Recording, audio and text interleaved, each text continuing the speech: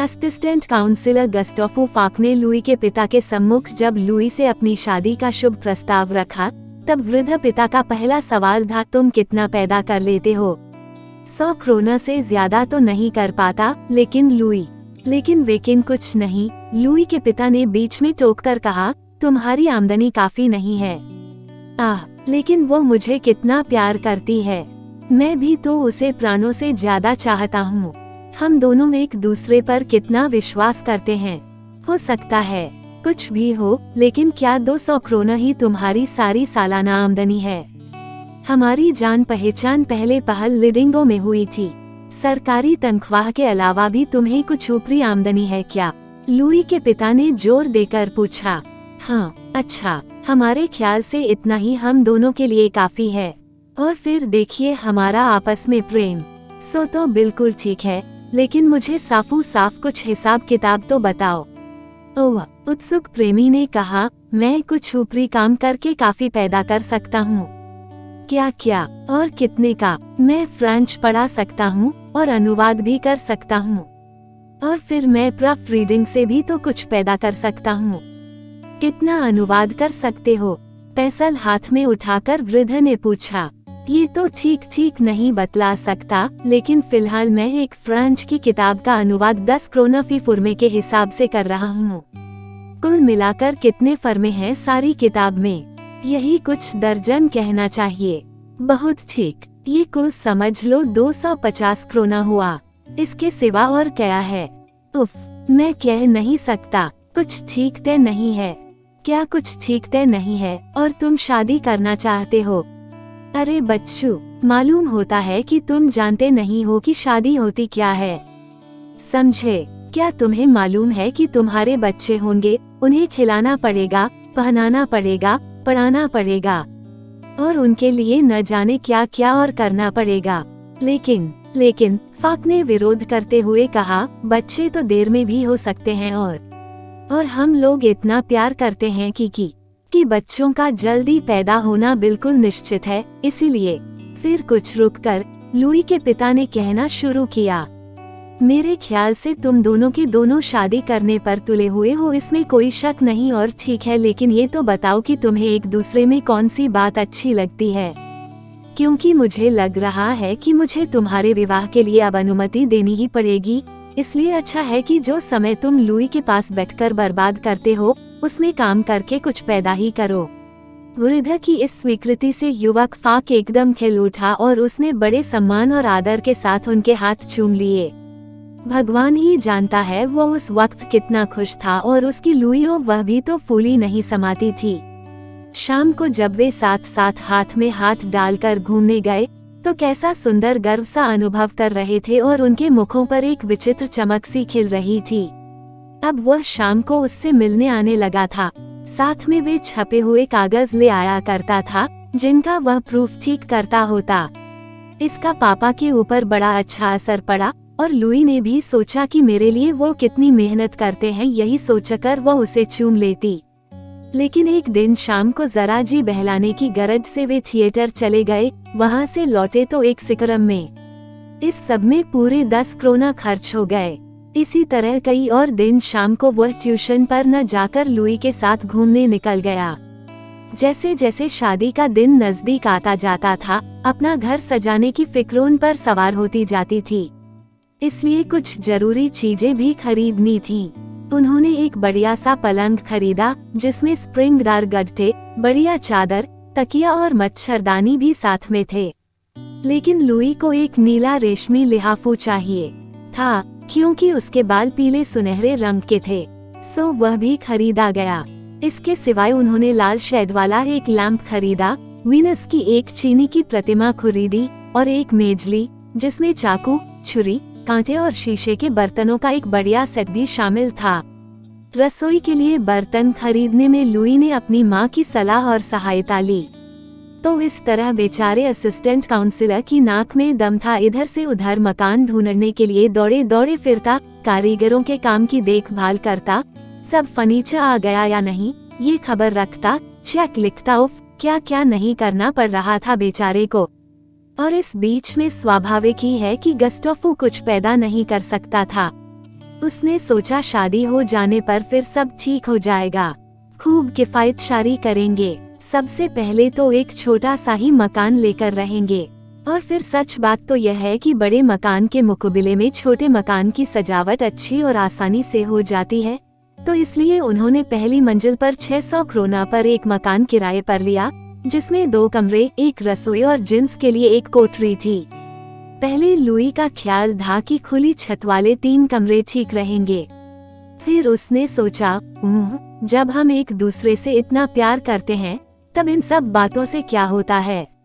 आखिर कमरे सज सजाकर ठीक हो ही गए। सोने के कमरे में 2 पलंग इस तरह खड़े थे माना किसी रथ के पहिए हों और वह रथ जीवन यात्रा पर चल दिया हो। नीले नीले लिहाफू, दूध सी सफेद पलंग की चादर, बेल बूटों से कड़े हुए तकिए के गिलाफू सब तितर बितर पड़े हुए बड़े खुशनुमा लग रहे थे। 200 क्रोना का लुई का पियानो था जो दूसरे कमरे में रखा था। दूसरा कमरा बैठने, खाने और पढ़ने लिखने के लिए भी था। इसमें एक बड़ी और बढ़िया राइटिंग टेबल और मेल खाती हुई कुर्सियों के साथ एक डाइनिंग टेबल थी, एक बड़ा गिल्ट के फ्रेम का दर्पण, एक सोफा और एक किताबों का केस सारे के सारे कमरे की शोभा को बढ़ाकर जैसे उसमें बड़ा सुख और आराम सा भरे देते थे। विवाहोत्सव शनिवार की रात को संपन्न हुआ था और दूसरे दिन रविवार को काफी दिन चढ़े तक पति पत्नी सोए हुए थे। गस्टाफो पहले उठ बैठा, हालांकि सूरज की तेज रोशनी किवाड़ों की संदों में होकर आ रही थी, फिर भी उसने किवाड़ों को खोला नहीं, प्रत्युत लाल शेड वाला लैंप जला दिया, जिसके अरुण प्रकाश में वीनस की चीनी की प्रतिमा एक रहस्य भरी आभा से ज्योतित होकर खिल पड़ी। तृप्त और अलसाई बधू भी पास ही लेटी हुई थी। वो खूब मीठी नींद सोई थी और क्योंकि इतवार का दिन था इसलिए सड़क पर माल असबाब के ठेले और खच्चरों का वह कोलाहल नहीं था जो उसे रोज जगा देता था। और जरा देर बाद ही गिरजे का मधुर घंटा टन टन बजने लगा, मानो पुरुष और नारी के मृदुल मिलन से उत्पन्न सौंदर्य सृष्टि के शुभावसर पर बाजे बजाकर बधाइयां दे रहा हो। लुई ने करवट बदली। गस्टाफो पर्दे के पीछे कपड़े पहनने चला गया, जहां से फिर वो रसोई में खाने की तैयारी के लिए आदेश देने चला गया। तांबे और टीन के नए नए बर्तन ओह कैसे जगमग जगमग चमचमा रहे थे, और यह सब उसी का तो था और था उसकी प्यारी पत्नी का। उसने रसोइये से कहा, पास के ही रेस्तरों में जाओ और कह दो कि ठीक वक्त पर 2 जनों के लिए खाना यहाँ भेज दिया जाए। रेस्तरां का मालिक गस्टाफ और लुई के इस विवाह के विषय में पहले से ही जानता था और उसे खाना तैयार करके रखने के लिए आदेश भी 1 दिन पहले ही मिल चुका था। आज वह केवल सूचना पाने की प्रतीक्षा कर रहा था। तत्पश्चात दूल्हा महाशय फिर लौटकर शयनगृह के द्वार पर पहुँचे और धीरे से किवाड़ों को खटका कर कहा, क्या मैं अंदर आ सकता हूँ? एक हल्की सी चीख सुनाई पड़ी और फिर, ही प्रियतम जरा बस ठहर जाओ। इस बीच में गस्टाफ मेज उठाकर रखता है, उस पर एक सफेद चिट्टा मेजपोश डालकर शीशे और चीनी के बर्तन, छुरियां, चाकू और कांटे सब कुछ सजाकर रख देता है। जैसे ही लुई ने कमरे में पदार्पण किया, सूर्य की रजत रश्मियों ने उसके गालों और सुनहरी केशों को चूमकर उसका स्वागत किया। लेकिन वह अब भी थकी हुई थी, इसलिए गस्टाफ ने उसे अपनी भुजाओं में भरकर आराम कुर्सी पर बैठा दिया और आराम कुर्सी को सरका कर उसमें पहिए लगे हुए थे टेबल के पास ले गया। फिर थोड़ी सी शराब लुई को चखाई जिससे वह चैतन्य हो गई। जरा सोचिए तो अगर उसकी माता को मालूम हो जाए कि मेरी बेटी शराब पीती है तो शादी हो जाने पर तो ये किया जा सकता है। शादी करने का एक यही तो फायदा है कि बहुत सी न करने की बातें करने के लिए मिल जाती है। नया नया पति अपनी नई नई पत्नी की तनिक तनिक सी सुविधाओं का, जरा जरा से आरामों का ध्यान रखता है। कितना आनंद आता है इसमें। ये तो ठीक है कि कुमारावस्था में भी मैंने बड़ी बड़ी दावतें खाई थी, लेकिन उनसे क्या मुझे आनंद मिला था? कुछ भी तो नहीं। इस प्रकार की बातें गस्टाफ बियर के गिलास में ऊंट लगाए सोच रहा था, और यह कुंवारे लोग भी कैसे खोखले दिमाग के होते हैं, कूड़मगज। अरे शादी नहीं करना चाहते ये भी कोई बात है भला? और कितने खुदगर्ज हैं ये लोग। इन लोगों पर तो मेरे ख्याल से टैक्स लगाना चाहिए, टैक्स जैसे कुत्तों पर लगता है। किंतु लुई अपने विचारों में इतनी कट्टर नहीं है। वह बड़ी सहूलियत और मीठेपन से इस बात को जोर देकर कहती है कि वे बेचारे जो शादी नहीं करते रहम के काबिल हैं। अगर उनकी हैसियत शादी करने की हो तो वे कुंवारे कभी नहीं रहे। गस्टाफ के दिल में जरा सी कसक है, हाँ, लेकिन सुख कोई धन से ही तो नहीं मिलता। नहीं, लेकिन खैर कोई बात नहीं, थोड़े दिन में ही बहुत सा काम मिल जाएगा और तब फिर सब काम ठीक से चलेगा। और इस समय तो वह बढ़िया खाने खा ही रहा है, मेवे, मिठाइयाँ और शराब। लुई सशंकित हो उठती है और संकोच से पूछ बैठती है, क्या हम हमेशा ही इस ढंग से रह सकेंगे? और उत्तर में गस्टॉफ उसके गिलास में थोड़ी सी शराब और उड़ेल देता, ओ तुम बड़ी पगली हो लुई, बेकार डरती हो, ऐसा दिन रोज रोज नहीं आता। मेरी लुई, जीवन बहुत सुंदर है और यदि उसकी इस सुंदरता का उपभोग करने का अवसर मिले तो उसे छोड़ना नहीं चाहिए। शाम को 6 बजते हैं और 2 घोड़ों वाली एक शानदार फिटन उनके दरवाजे पर आकर खड़ी होती है। बात की बात में वे उस पर हवा खाते होते हैं। लुई और गस्टॉफ बड़े आराम से सीट का सहारा लेकर बैठते हैं। जब उनके जान पहचान वाले और मित्र उन्हें राह चलते मिल जाते हैं और बड़े ताज्जुब और ईर्ष्या से उनका अभिवादन करते हैं, तब वे बड़ा सुख अनुभव करते हैं। इस असिस्टेंट काउंसिलर के हाथ अच्छा माल लगा है, एक तो बीबी मिली और ऊपर से रुपए वाली। साथ ही वे ये जरूर सोचते होंगे, और हम गरीब लोगों को पैदल धूल फांकते चलना पड़ता है। घोड़ा गाड़ी पर चढ़कर चलने में कितना मजा आता होगा। मखमली गद्दोदार सीटों पर बैठे बैठे चले जाए, बिना किसी जरा सी भी तकलीफ के, बिना कोई मेहनत किए हुए। सुखी विवाहित जीवन की प्रतीक है ये घोड़ा गाड़ी। तो इस तरह उनका पहला महीना रास रंग, नाच तमाशों और दावतों में ही बीता। फिर भी जो समय वे घर पर व्यतीत करते थे वह सबसे अधिक आनंदप्रद होता। रात में लुई को अपने ससुर के घर से लाने में एक अजब तरह का आनंद गस्टा को आता। घर लौटकर वे जो चाहे सो करते, थोड़ा सा कुछ खाना तैयार करते, फिर खा पीकर काफी रात गए तक ग्रिपशप लड़ाते। गस्टॉफ हमेशा कम खर्च करने के पक्ष में रहता, कम से कम उसका ऐसा ख्याल जरूर था। हालांकि व्यवहार में इस पक्ष के विरुद्ध कार्य करने में उसे कृतई कोई मुसीबत नहीं मालूम पड़ती थी। एक दिन नई दुल्हन और रसोई ने मिलकर भुनी मछली में उबले हुए आलू मिलाकर तरकारी बनाई, लेकिन वह गस्टाफ को पसंद नहीं आई। जब एक दिन फिर लुई ने वही तरकारी तैयार की, तब उसने बाजार जाकर 1.5 क्रोना की कुछ बधेरे खरीद ली और सोचा कि मैंने बहुत सस्ता सौदा पटा लिया। लेकिन घर पहुंचा तो लुई ने उल्टी ही बात कही। उसने कहा, तुम ठगाए और फिर शिकार खाना फिजूल खर्ची करना है। फिर लुई ने सोचा कि इतनी छोटी छोटी सी बात के लिए पति से विरोध करने से काम कैसे चल सकता है। कुछ महीनों बाद लुई फाक की तबीयत खराब हो गई, लेकिन बात क्या थी ये किसी की समझ में नहीं आता था। क्या सर्दी लग गई, क्या पीतल या तांबे के बर्तनों में खटाई की कोई चीज भूल से रखने की वजह से जहरीली हो गई होगी और उसे लुई शायद खा गई हो। डॉक्टर को लुई को देखने के लिए बुलाया गया। उसने खूब अच्छी तरह परीक्षा करने के बाद कहा, कुछ भी तो बीमारी नहीं है, और ठट्टा मारकर हंस पड़ा। लेकिन लुई तो बहुत बीमार थी। शायद दीवार के कागज में संख्या रही हो और वह हवा में उड़कर उसकी सांसों द्वारा अंदर पेट में पहुंच गई हो। इसलिए गस्टॉफू दीवार का कुछ कागज छुड़ाकर एक केमिस्ट के यहाँ ले गया और उसने कहा कि इसका ठीक से बारीक विश्लेषण करो। और केमिस्ट के वैज्ञानिक विश्लेषक ने घोषणा की कि इस कागज में किसी तरह की कोई भी जहरीली चीज नहीं है। लुई की बीमारी कम नहीं हो रही थी। किताबें पढ़ना शुरू की और उसे लुई की बीमारी बुक डॉक्टर लगी। बस उसने अपना इलाज करना शुरू कर दिया। उसके कमर सी धोए जाते थे और 1 महीने के अंदर अंदर उसकी दशा सुधरती या हुई हो। ये सब कुछ तो अकस्मात ही हो न गया। इतनी जल्दी यह कुछ हो जाएगा ये तो पापा और मामा ने भी नहीं सोचा होगा। लोग उन्हें क्या खुशी न होगी। और जो बच्चा होगा वह लड़का तो जरूर ही होगा, इसमें भी भला कोई शक हो सकता है। तो फिर उसका अभी से नाम भी सोच लेनी जरूरी है। ये सब तो लुई ने सोचा और खुशी से फूल गई। लेकिन उसने ये भी सोचा कि खर्च का क्या प्रबंध होगा। और पति से बोली, देखो जी, तुमने अभी तक अपनी आमदनी बढ़ाने के लिए कोई भी प्रयास नहीं किया है, और जो कुछ फिलहाल कमा रहे हो उससे तो कृत्य अभी भी पूरा नहीं पड़ता। ये ठीक है कि अब तक हम लोग जुरा छाट बात से रहते रहे हैं, लेकिन मैं सोचती हूँ कि अब जरा खर्च कम करना होगा और तभी काम ठीक से चल सकता है। दूसरे ही दिन असिस्टेंट काउंसलर साहब अपने एक बैरिस्टर दोस्त के पास प्रोमिसरी नोट पर रुपया उधार लेने पहुंचा। गस्टाफो ने अपने दोस्त को समझाया कि कितने जरूरी खर्चे उसके सिर पर आ पड़े हैं। हाँ, बैरिस्टर ने मानते हुए कहा, ये तो ठीक है ही। शादी करना और कुटुंब बढ़ाना बड़ा महंगा व्यापार है।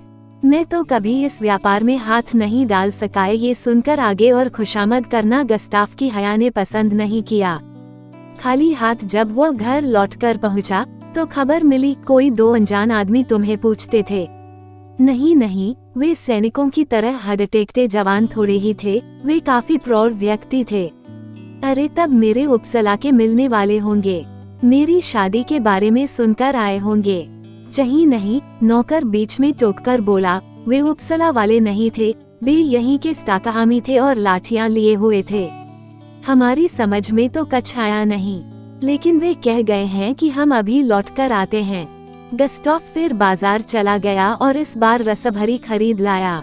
घर आकर उछलते हुए बोला, जरा सोचो तो सही लुई, सिर्फ 1.5 क्रोना में इतनी सारी रसभरी, और तब जब मौसम नहीं है इनका। कैसा बढ़िया सौदा रहा है न? सो तो ठीक है, टके सेर ऊंट बिकता है तो भी महंगा होता है। जब पैसा नहीं होता पास में, बतलाओ न हम क्या इन फिजूल खर्चियों को बर्दाश्त कर सकते हैं। प्रिय, कोई परवाह नहीं है, मैंने कुछ और काम ढूंढ लिया है, लेकिन हमारे ऊपर जो कर्जा है, सो कर्जा तो क्या हुआ, मैं और कुछ रुपया लेकर उसे चुकाने का प्रबंध कर रहा हूँ। हाय, लुई ने करुणा प्रदर्शित करते हुए कहा, तो क्या वह एक और नया कर्जा हमारे सर पर नहीं होगा? अगर होता भी है तो क्या हुआ, एक जगह से तो छुटकारा होगा। लेकिन तुम खामखा ये परेशान करने वाली बातें क्यों छेड़ बैठती हो? कैसी बढ़िया रसभरी हैं और इनके ऊपर शहरी का एक गिलास कितना मजा देगा, जानती हो? और इतना कहते ही गस्टाफ ने नौकर को हुक्म दिया, जाकर फौरन शहरी की एक बोतल ले आओ, सबसे अच्छी वाली। उस दिन तीसरे पहर को जब लुई सोकर उठी, तो उसने फिर कर्ज का सवाल उठाया। उसका ख्याल था कि वह जो कुछ कहने जा रही हैं, उससे गस्टाफो नाराज नहीं होगा। नाराज तो वह हो ही नहीं सकता। तब क्या वह घर के लिए कुछ रुपया चाहती थी? लुई ने समझा, पंसारी का रुपया नहीं दिया गया है, गोश्त वाला धमकी देता था, और वह फिटन वाला साइज भी कहता है कि हिसाब तय कर लो। बस, असिस्टेंट काउंसलर साहब ने फरमाया, सिर्फ इतना ही। अरे तो इनका तो कल ही पाई चुकता कर दूंगा। लेकिन हमें और बात भी तो सोचनी चाहिए। आज शाम को पार्क में घूमने चलोगी न? लेकिन फिटन पर नहीं चलेंगे, ट्राम से ही काम चल सकता है। और शाम आई, वे पार्क गए और अल्हम्ब्रा रेस्तरां में खाना खाया। वहाँ मजा तो बहुत आया गस्टाफ को, क्योंकि आसपास बैठे हुए अन्य लोग उन लोगों को नए अल्हड़ प्रेमी प्रेमिका समझ रहे थे। लेकिन यह विचार लुई को अच्छा नहीं लगा, और खास तौर से तब जब उसने बिल देखा। बाप रे, इतने में तो हम घर पर बढ़िया खाना खा सकते थे। वह धीरे से चिल्ला भी पड़ी। तो एक के बाद एक करके 8 महीने समाप्त हो गए। 9वां महीना आया, बच्चे के लिए कपड़े चाहिए थे, झूला चाहिए था, और भी न जाने कितनी चीजें चाहिए थीं। खर्च का प्रबंध करने में गस्टाफ को बड़ी बड़ी कठिनाइयों का सामना करना पड़ा। पंसारी और साइस ने उधार देना बंद कर दिया, क्योंकि उनके भी तो बीबी बच्चे हैं, जिन्हें खिलाना पिलाना पहनाना भी उतना ही जरूरी है जितना गस्टाफो के लिए अपने कुटुंब की अनिवार्य आवश्यकताओं की पूर्ति करना जरूरी है। उफ, कैसी लिप्सा है ये। आखिर वह शुभ दिन भी आ ही गया। पैदा हुई लड़की, उसे पालने के लिए एक नस भी रखनी जरूरी थी, और जब वह अपनी उस नवजात पुत्री को गोद में खिलाता होता, तो वैसे ही दौड़ दौड़ कर किसी लेनदार की आवाजों और चिल्लाहट को खुशामद से गिड़गिड़ाकर शांत करने लग जाता।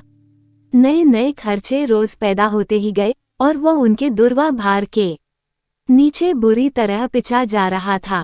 इसमें कोई संदेह नहीं कि कुछ अनुवाद करने का काम उसे मिल गया, लेकिन उस काम को वह सफलतापूर्वक करता भी तो कैसे, जब उसे कृदम पर तरह तरह की समस्याओं का सामना करना पड़ता था। इसी दुरावस्था में गस्टाफ अपने ससुर से सहायता मांगता है, लेकिन वो उसे बहुत रूखेपन से जवाब देता है, मैं इस बार तो तुम्हारी मदद किए देता हूँ, लेकिन आइंदा फिर कभी नहीं करूँगा। मेरे पास जो कुछ भी थोड़ा सा बचा है वह मेरे ही लिए काफी नहीं है, और फिर तुम ही मेरे लिए अकेले नहीं हो। खैर, तो जैसे तैसे काम चला ससुर की सहायता से। माँ के लिए बढ़िया बढ़िया भोजन जरूरी थे ही, चूजे और बढ़िया शराब भी तो, और बच्ची के लिए रखी गई नस को भी वेतन देना ही पड़ता था। खैर, सौभाग्यवश जैसे तैसे लुई फिर बिल्कुल अच्छी हो गई। उसका पहला सौंदर्य और आकार लौट आए। तब एक दिन ससुर ने फिर दामाद से कहा, अगर बर्बाद नहीं होना चाहते तो अब आइंदा और बच्चों के लिए कोशिश मत करना। फिर भी कुछ दिनों तक गस्टोफू फाक का छोटा सा कार्टून प्रेम और ऋण पर पलता रहा, लेकिन और कब तक पलता रहता। एक दिन दिवालियेपन ने आकर गला दबोच ही तो लिया। घर के माल असबाब की कुर्की पर चढ़ने की नौबत आ गई। तब एक दिन लुई के पिता आकर माँ बेटी दोनों को लेकर चलते बने। सिकरम में बैठते बैठते वृद्ध ये कहने से न चूका, मैंने अपनी पुत्री एक ऐसे शख्स को उधार दी थी जिसने उसकी इज्जत उतारकर उसे साल भर बाद ही लौटा दिया। लुई खुशी से गस्टाफ के साथ रहती, लेकिन वहाँ तो पेट के लिए एक नाज का दाना तक भी तो नसीब नहीं था। वह अकेला रह गया। एक दिन कुरकमीन वही लाठी वाले लोग आए और उसके मकान से रसोई के बर्तन तक उठाकर ले गए। घर में न एक फूटी कौड़ी बची, न पानी पीने को एक गिलास, और न लेटने को टूटी चारपाई और न फटा बिस्तर ही। गस्टोफू का असली जीवन अब शुरू हुआ था। उसने किसी तरह एक दैनिक समाचार पत्र में प्रूफरीडर की जगह पाली थी, जहां उसे रात को 8-8, 10-10 घंटे तक काम करना पड़ता था। सरकारी नौकरी उसकी अब भी बाकी थी, हालांकि तरक्की रुक गई थी क्योंकि वह दिवालिया घोषित नहीं किया गया था। ससुर साहब ने उसके ऊपर इतनी दया जरूर की कि उसे इतवार को अपनी पत्नी और पुत्री से मिलने की अनुमति दे दी, लेकिन एक क्षण के लिए भी वह लुई को अकेले में गस्टाफ के पास नहीं रहने देता था। जब शाम को वह अपने अखबार के ऑफिस में जाने लगता था तो वे लोग उसे दरवाजे तक पहुंचाने आते थे और वह अपने कुचले हुए मरे हुए आत्मसम्मान को लेकर विदा हो जाता था।